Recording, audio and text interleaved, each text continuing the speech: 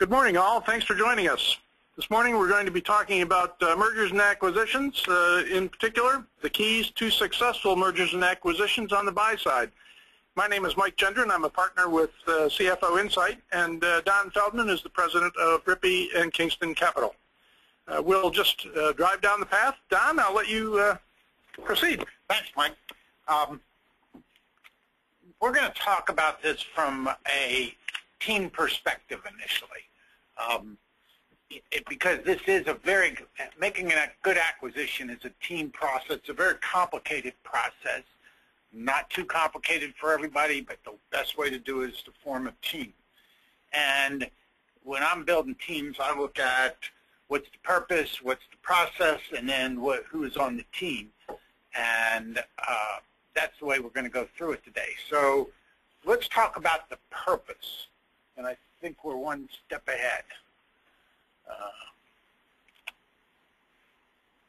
Okay, let's talk about why you want to make an acquisition, because if you know why you're doing what you're doing, you know your purpose, you can then define everything else.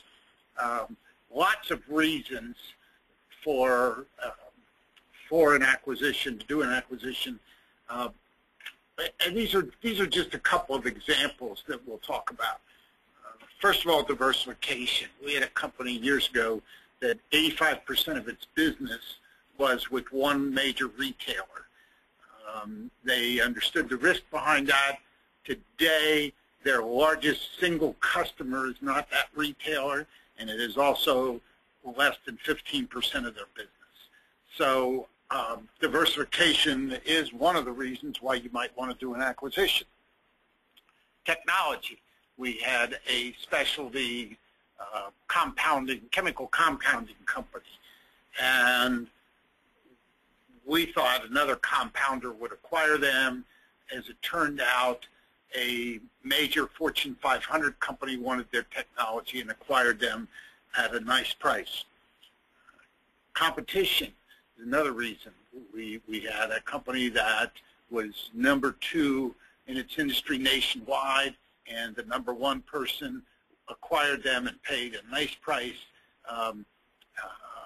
but a good price nonetheless, so that the #3 in line would not come into the business, and they would be clearly #1. So competition can be another reason.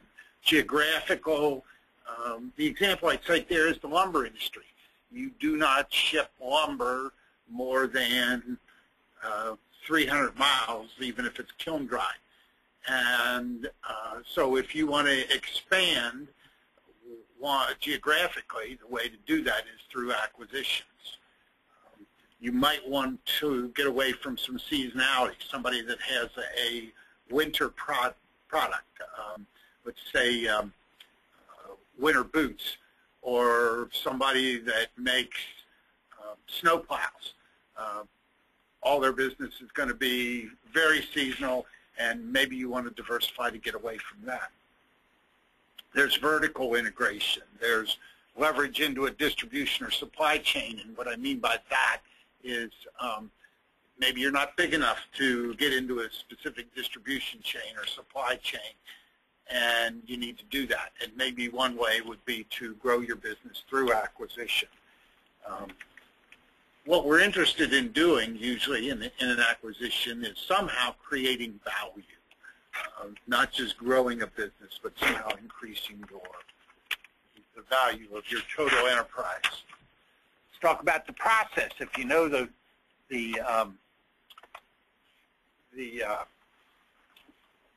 purpose, then you can define a specific process that's targeted to just what you want to accomplish. If you just wing it, chances that there's an awful lot, and you'll read these statistics, an awful lot of businesses that make acquisitions and then the acquisitions fail. The way to have a successful acquisition is to have a defined process going in. First thing you need to do is identify prospects and targets. This is after you know what your purpose is. We'll talk about how you can do that and some tools you can use in that part of the process. Then you need to make the initial contact. We'll have give you some thoughts on that. Also, you have to be selling the seller from the beginning, because otherwise he's just going to pick. If he gets the idea finally that he wants to sell, then you're just going to be competing against other people unless you're selling the seller on the idea of both doing a sale and that he should be doing it with you. So you want to be selling the seller from the beginning. You're going to need to qualify your targets. You can't approach everybody. You can't acquire everybody, so you got to really target what you're going to do. There's a due diligence part of the process, and Mike will really focus on that and some other things later. And then finally, you've got to do the negotiation and the documentation that will ultimately get you to a closing. So that's kind of at a high level what the process is that you're going to use to accomplish your purpose.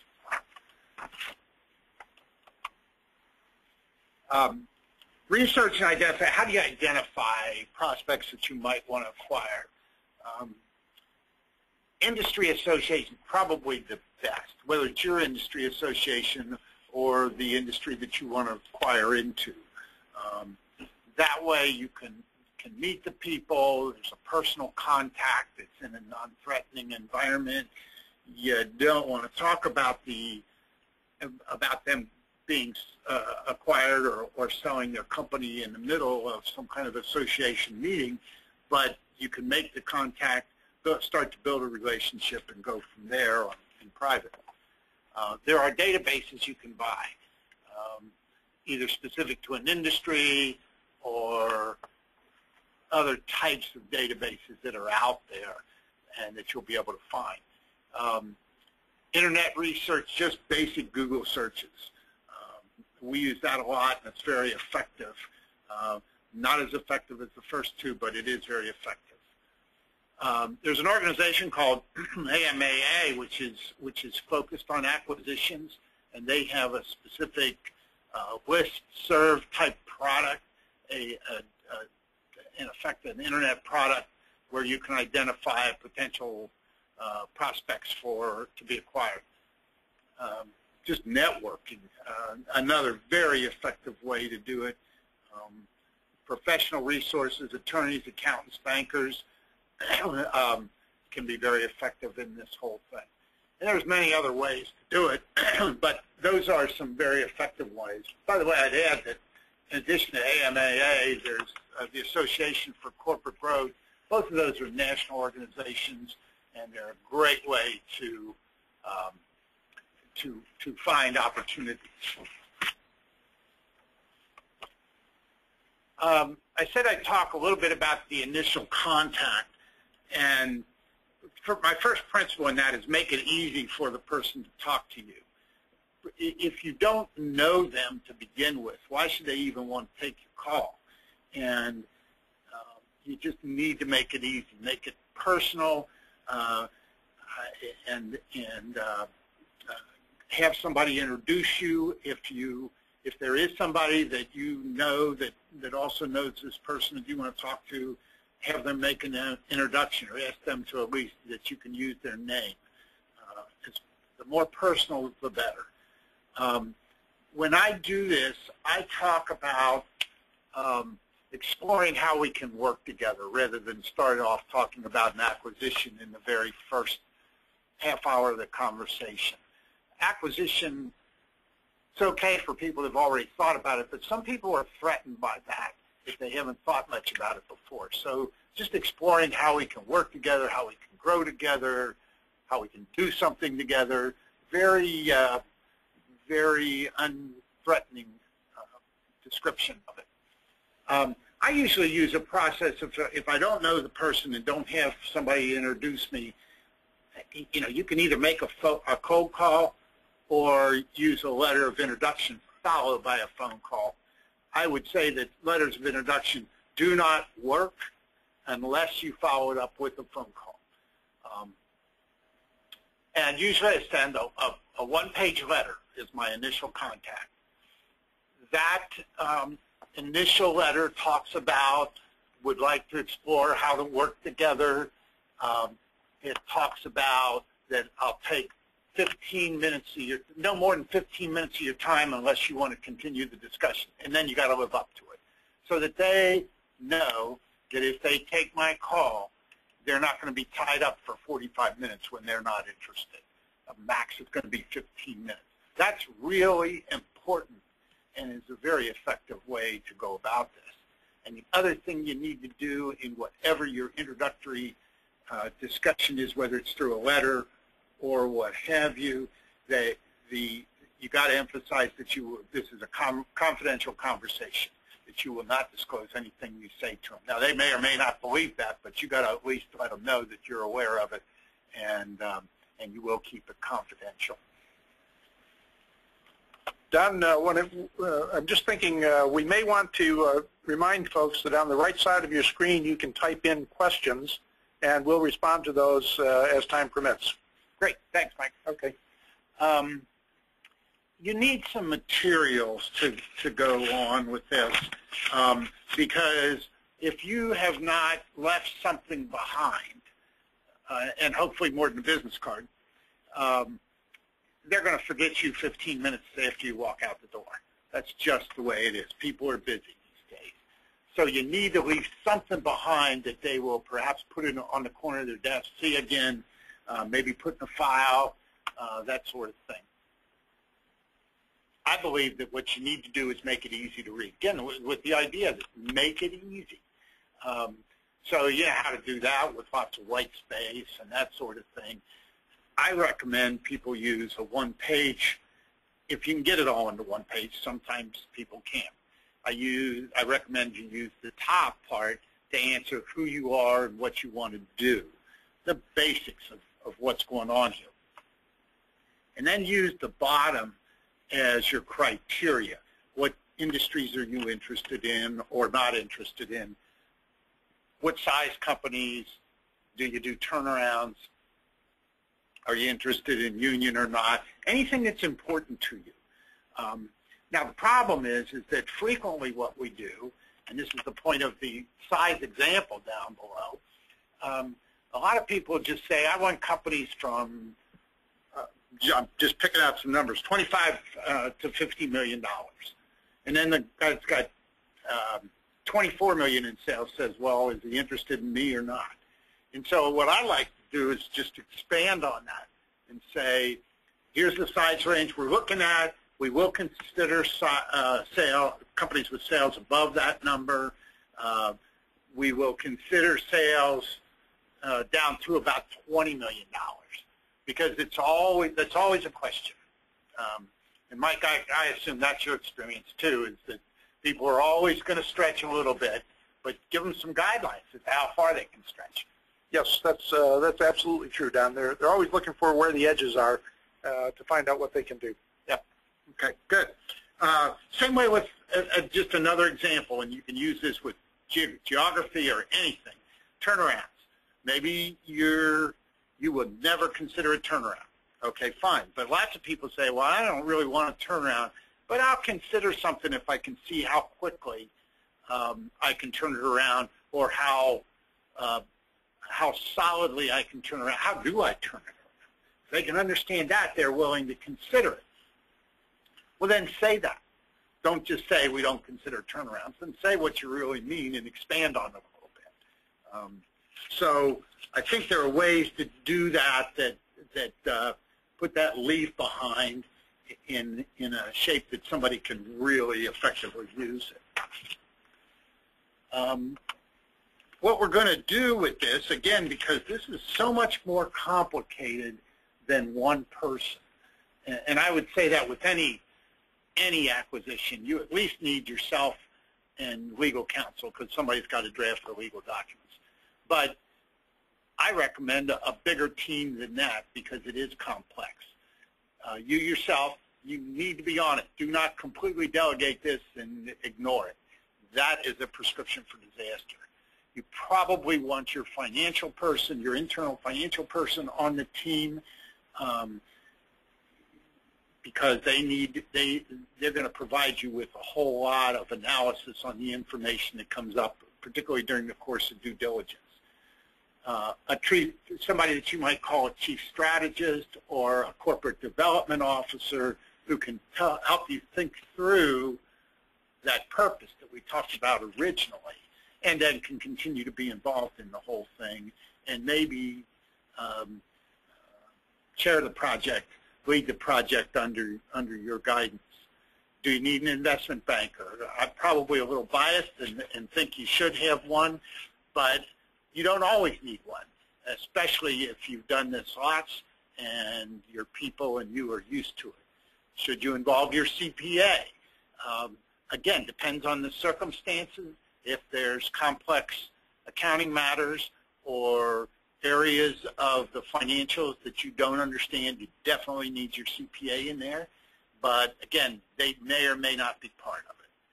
I already talked about the need for somebody legal on your team. Now, that doesn't mean they have to be working with you from day one of the project because they're going to charge you by the hour. And so you want to limit what they are involved with, but you don't want to limit it too much. They can help you identify risks and help you deal with them. You might want functional expertise based on what are the keys to value. If you're looking at chemical firms, that might be a chemist. If you're looking at service firms, you might be interested in somebody that specializes in that part of it. Sometimes it's not even that much or that big a deal, and sometimes it's not even for that long. We had a situation in up in northern Ohio that sold to a much larger company in the same industry, and we got into a technical issue that depended on interpretation of why a certain feature of the landscape existed. Was it to protect neighbors from what was happening inside the mine and the quarry, or was it some other issue? And it made a big difference in what in the way of land was sold. And we finally decided at about 5 o'clock at night that the deal teams from both sides were not going to solve that. So we sent the operational guys, the engineering guys out the next morning at 9 o'clock, and by 9:45 they had the problem solved, and it was a non-issue from there on. So bringing your functional experts in can be very helpful. And then as we get ready to move into due diligence, you should have a due diligence team, and there should be a separate due diligence team leader. And I'm just going to leave it at that because, Mike, it's now time to move into that area. Okay, thank you, Don. That was an excellent summary of the guidelines for folks that are new to the process of mergers and acquisitions. I'm going to talk primarily to, I'll call it, middle market transactions. They are very important because basically you could be putting your company at risk in an acquisition. The first slide we look at is what is an acquisition? What is included in an acquisition? It is not just a company. It is all the functions. It's logistics, it's operations, sales, marketing, finance, IT, HR, every element that's required to operate a company. And Don talked about identifying targets and keys to value. Well, when I get involved in a transaction in due diligence, what I like the team to understand is what are the keys to value? Because if they're not as you expect in your valuation summary, you're going to pay too much or too little. Too little is not a bad thing, is it? What I like to do is go through each element, each functional area, and look at people, process, and plant. Now, what we're trying to do is understand if the company that we expect to buy in our, I'll call it our strategic document that describes what the transaction is going to look like and what the company will look like in a few years, is really true. Are the assumptions correct? When we look at people, process, and plant in that initial document, we're going to have an assessment or a guesstimate of what the company will look like. Stars, that means they're great. Awesome, in fact. Acceptable is the asterisk, and question marks, we're really not sure. Well, in a due diligence process, as we look at sales and marketing and operations, people, process, and plant, we'll want to understand if our expectations will be met, if our initial assessments make sense. Now, Don mentioned possible functional expertise. Think about it. If you're buying a company with supposedly a strong R&D product pipeline and a strong R&D department, do you want to do that without a strong R&D expert representing your thoughts to investigate? You'll want an expert to investigate that. It's always important to get the right people in there. We have a question coming in from Dayton. If you're talking middle market, this seems like a lot of work. This is from John in Dayton. It seems like a lot of work and very expensive. How can you afford to put this much investment in something that may not go through? John, that's an excellent question, and it really comes down to your strategic intent. When you get into M&A in the middle market or in larger companies, you have to be prepared for the investment because, in fact, you may be betting your company. Let's say you're a company with $50 million of sales, and as Don said, you're going to add some product lines in your company with $10 million of value added. Let's say they're in an area that you're not familiar with. Well, you could be making a very large bet without expertise if you're not careful. So the question is, if you're going to buy a $10 million company for, let's say, $3 or $4 million, how much do you want to invest to protect that? So yes, it is expensive, and right up front you should be prepared to make those investments. It is not an easy task. It might be more expensive than if you don't do the due diligence. That's for sure. A bad deal is more expensive. Yeah, we've all seen some companies that have basically filed for bankruptcy because they've been destroyed through bad acquisitions. So we want to look at every function. We want to understand people, process, and plant, and we'll get into each of these a little bit more in a second. When we look at people, we want to think about the organization structures. Now, one thing I suggest to all due diligence teams is that they're familiar with the buying company's structure and how they work, as well as understand how we believe the target company will work. If, for example, a sales organization structure is built on product line and our company, the buying company, is built on geographic regions, how will those two go together? What I'm really focusing in on is the end result. Where do you expect to be in 2 or 3 years? Because to get to where you want, you may have to invest quite significantly. So when I look at people, I look at the structure. When I look at people, I like to open that net up to include everyone that the company touches in the normal course of business. Everyone. Inside the company and outside the company. That includes customers, that includes vendors, might include folks that are outsourced critical resources. I've seen some companies that have outsourced unique engineering requirements for specific projects. They've created relationships, but those people are not employees of the company, and they may be critical to the product development process. So you always want to cast the net wide and look at all the contacts that the company deals with. You want to understand how effective the organization and the people are. Now, these are things that you'll look at in due diligence, and I guess you can imagine that if a finance person like me were to go in and look at an R&D organization, I might not be able to provide the best insight into how effective they will be in the future organization. I could help you as an unbiased person, but certainly not as an expert in R&D. So you want to understand how effective they are. You want to understand what their quality drivers are. In today's world, there are many Six Sigma companies. There are many that are far, far from Six Sigma. Those are integration challenges to understand how to put those two kinds of companies together. Well, you want to validate those things to understand how well how people think about the quality aspects of their day-to-day activities, and you want to understand the depth of their organization. These are things that you check. You'll notice the slides that I'm using are very informal. Well, the reason I do that is the due diligence process is often a process that you really don't have a lot of control over. That is, the seller may say, you've got 5 days or 2 weeks to do all your investigation. You can't go out to the facilities until the last day. Just a lot of constraints.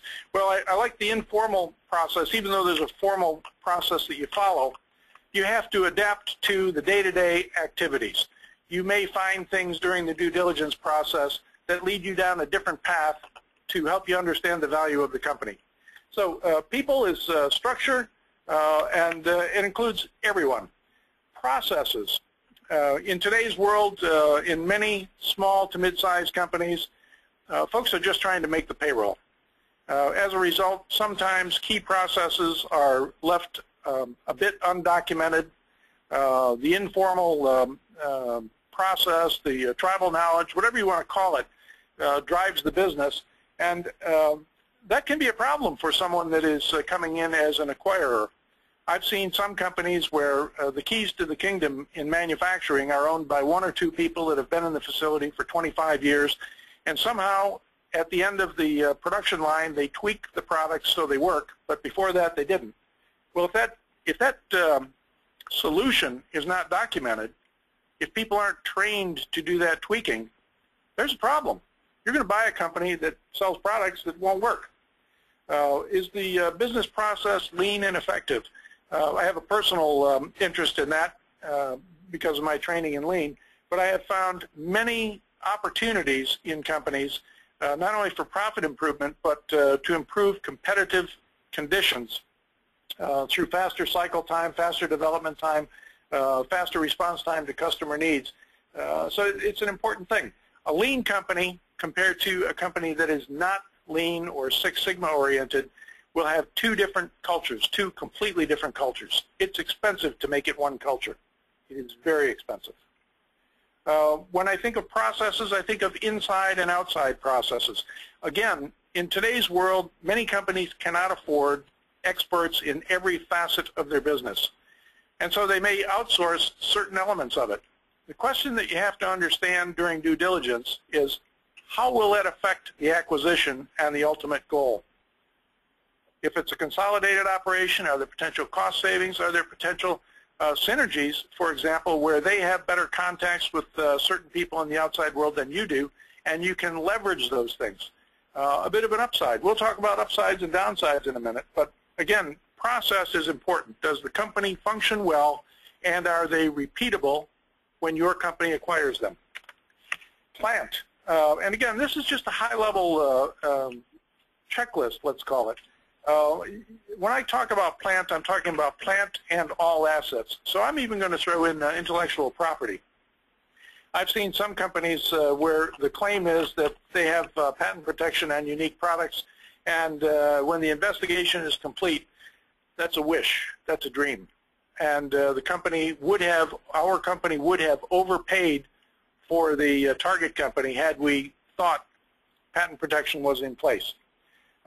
With plant, you want to understand if it's owned or leased, what are the terms of the lease. Again, what you're trying to do is understand what the future impact of that business will be on your company. And that gets down to the strategy for the acquisition and how it's going to be integrated. Now, one of the things that is interesting in a due diligence process, you may have a team of experts in working on various facets of it, such as manufacturing or sales or marketing, market research. The question is, when they find things, what should you do with it? Well, this is a real-time activity, and quite often it's very limited by the seller. They have to present, their goal is to present their business in the best fashion possible, which will keep the purchase price high. Our objective is to keep the purchase price low. In fact, if there's a good deal done, both sides will feel that they had a good transaction.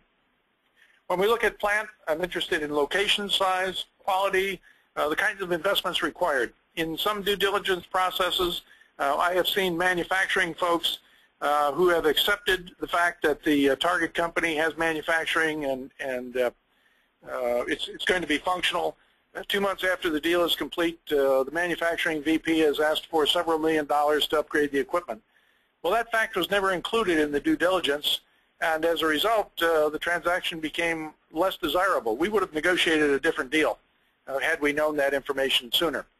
So the communications are important, and we'll talk a little bit about that in a few minutes. Plant location is important because plant location can have a dramatic impact on a community. If, for example, you're going to shift production or resources out of that city to the parent company, there'll be an impact in the local community. You want to think about those things, not necessarily to change your decision, but to understand the impact on the community, because that will be a long-lasting relationship that may be fractured as a result of a bad decision. Products and markets. When I look at a company, and it's especially true if I'm going outside the base business, establishing a new platform, I want to understand what the market share is, what market growth characteristics are, what the competitors and competition are doing. It becomes particularly important in a new platform area to have expertise outside your company, most likely. You may be buying a new market segment that will be a platform for growth for you in the future. You're going to provide some additional funding and allow the new company to grow and be successful. We have a question in from Sharon in Chicago. Her question: how long should due diligence take? Well, that is a good question. It may come down to how long will the seller allow you to examine their information and meet with their people. I've been involved in $100 million transactions where we've only had 5 days to do an investigation. I can tell you that you cannot do a 100% thorough investigation on a $100 million transaction in 5 days. But what I also can tell you is that you want to go in there and find out as much as you can, and in your evaluation of the business and your ultimate negotiation, you want to factor in the risks that may be there. Don? The other thing that you might want to pay attention to if they start constraining you too much, particularly if it seems to be within one area. They don't want you to look at the market thing. And, of course, there's the natural thing that they don't want to disclose who their customers are until the latest they can possibly do it. That's understandable. But if they start to steer you away from things, you need to look at that and ask yourself why, because that might be the area that you absolutely need to know about. Oh, yes, absolutely. And actually what Don and I are talking about here is the combination of due diligence, which are feet on the street, out there looking at the company, and the communication process to the negotiator, who also understands the strategic goal of the acquisition. And in fact, the whole team, the whole due diligence team, should understand the expected fit. And as I mentioned earlier, they should also understand the acquiring company's culture and a little bit about the business, because the ultimate fit and the ultimate goal of an acquisition will add cost to the transaction, which have to be considered in the valuation. So excellent point, Don. Thank you.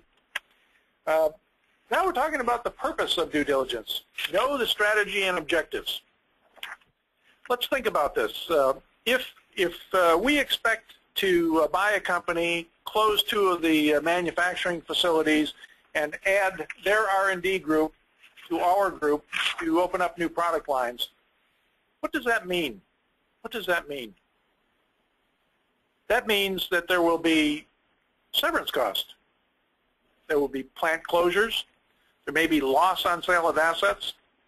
There may be disruptions because we're moving materials, moving production processes from one facility to another. Well, each of those is business risk, and business risk equals cost. What I like to think of in due diligence, and I share this with every team member, is our objectives are 3. Validate the assumptions in the strategic document, the acquisition document, which will have things like plant closures in there. So we want to validate assumptions. We want to identify upsides and downsides. These are things that weren't considered in the initial valuation document, that because we're allowed to, so to speak, peek under the covers, we may see things that weren't anticipated, both positive and negative to the transaction. Now, Don, I guess as a negotiator, you want to know about the downsides, and you also want to know about the upsides. And we want to find out about those things as quickly as possible. And we'll talk about that in a minute on the communication of findings. And we want to begin a high-level transition plan. The reason we do that is that transition, whether it's an integration or a transition just from one company name to another, is cost. It's disruption, it's time consuming, it's distracting for your employees, for your customers. There are just many things that can go wrong. And I guess from experience, I'd like to say that no matter how well I plan, things go wrong that I didn't anticipate. But I like to think through a high-level transition plan. I've been involved in some transactions, industry roll-ups, where 5 companies will roll together in a supply and distribution area. And the ideal situation was to gain negotiation synergies and customer synergies, broaden the distribution base, and not $1 was in there for IT. And in fact, there wasn't one system in the entire 5 companies that was suitable to handle even one other company. And in fact, one of the companies was so bad that we had to start investing immediately in their system just to keep them alive. So we want to think about the transition plans as we move forward. Purpose of due diligence. Keys to value. Don mentioned that earlier. You know, as I said earlier as well, you're buying a company that includes all the functions, whether they're in-house or outside, outsourced, and their people and processes and plants and assets. Well, that's a pretty big matrix for a small company, yet every company has to consider it. When you do your due diligence, what's the best way to do it? Well, you focus on the critical issues. I always recommend highly experienced folks to be involved in due diligence. Several years ago, I was working with a Fortune 500 company who was acquiring another company, and it was in particular a manufacturing keys to value. And the VP of manufacturing at the Fortune 500 company said he could not afford to have his best manufacturing people out there because they had customer service needs. My response, how can you afford not to? How can you spend $100 million and have your second team out there looking at it? Not only that, your best manufacturing person will see opportunities that you've never seen before and identify risks that you haven't seen before. So when you organize your due diligence, you want to understand the keys to value and focus and prioritize on those few items, and then expand your research if time is available and it makes sense. The next item, you have to understand critical players. So often in organizations, I'll look at an organization chart, and the apparent leader is not the key to value. He's not a critical player. It is the person with the 20 years experience that has undocumented activities that he does that make the business really move. It is the informal leadership in manufacturing teams that make the business move. The due diligence process should be identifying who those critical players are. A critical player may also be somebody outside the company. Think about that.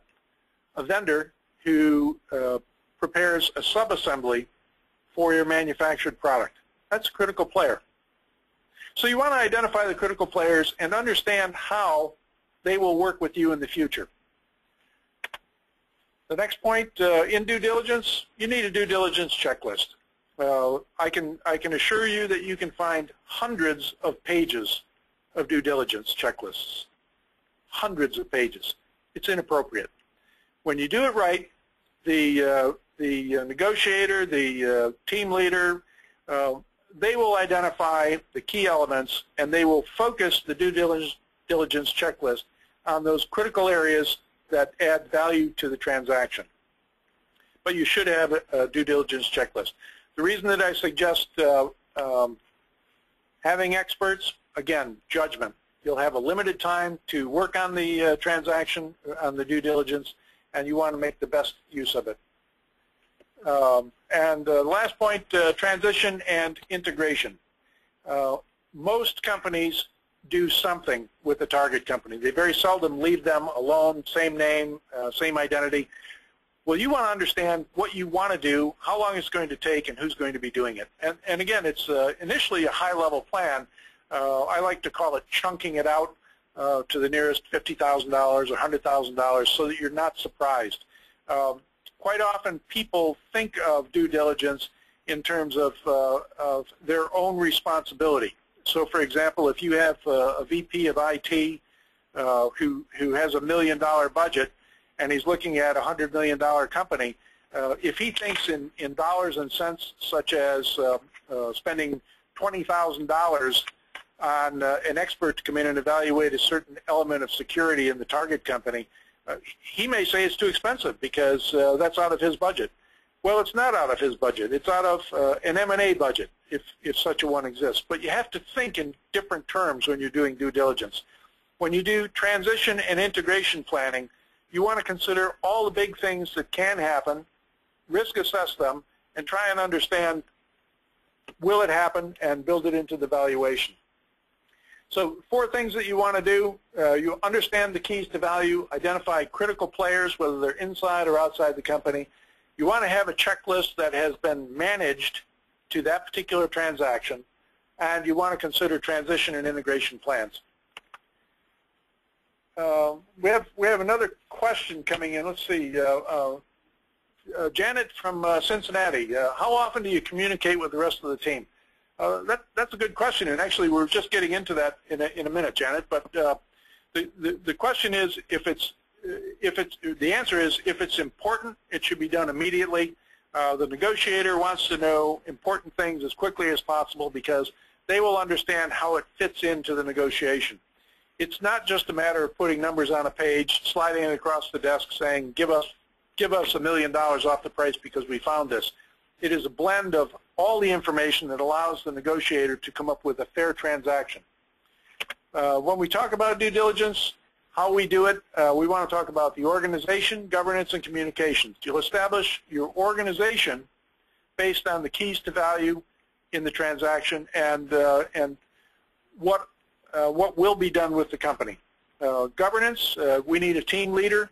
We need a definition of how we're going to communicate, who will communicate, and what will be communicated. We need to know who's responsible for all the elements of the target company. That matrix that we saw earlier, functions down the left side, people, process, and plant across the top. Somebody's name should be on every one of those items. They are responsible for the effective review of those elements of the business and communicating it to the team leader and the negotiator to make sure that a proper evaluation is done.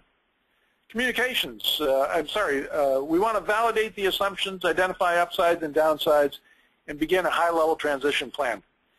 If you don't do those 3 things when you have the opportunity visiting the target company, you're going to make a mistake, quite simply.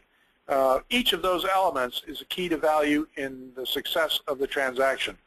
One thing I also suggest is that, and this is the finance guy in me more than anything else, people sign off on these things.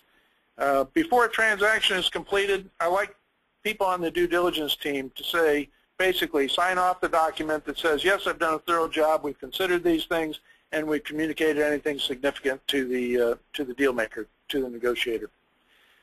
When we are doing the due diligence, we want to update the valuation model on a real-time basis for anything significant. I've been in some transactions where we've had 3 or 4 days to look at the target company, and I've been on the phone almost hourly with a negotiator based on what we're finding in certain key areas. I'm not shy about communicating, and most times the negotiators are very happy to hear what's going on out there because it helps them gain perspective on the value of the company. We have a question in from Bill in Seattle. Interesting question. What if the target company won't provide the information you need and they're dragging their feet? Well, good question, and it happens often. The question really comes down to how much risk do you want to assume.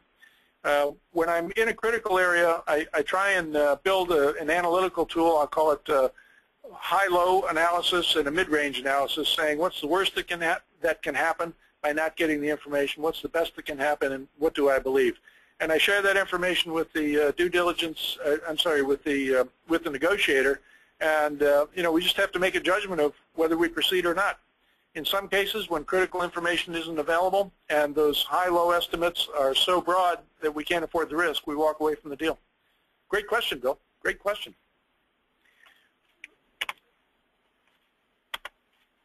So that's pretty much the how-to on due diligence. And again, we build it in a framework looking at a company which is not just a single entity. It's composed of functions, people, process, and plan. Don, we've pretty well wrapped it up. Do you have any questions? No, I think, again, though, just going to the whole resistance that you sometimes get in the due diligence. Be very careful with that. You're not going to get everything, but sometimes if they're not providing you with critical information, and the way you've described your analysis of it, I think it's great.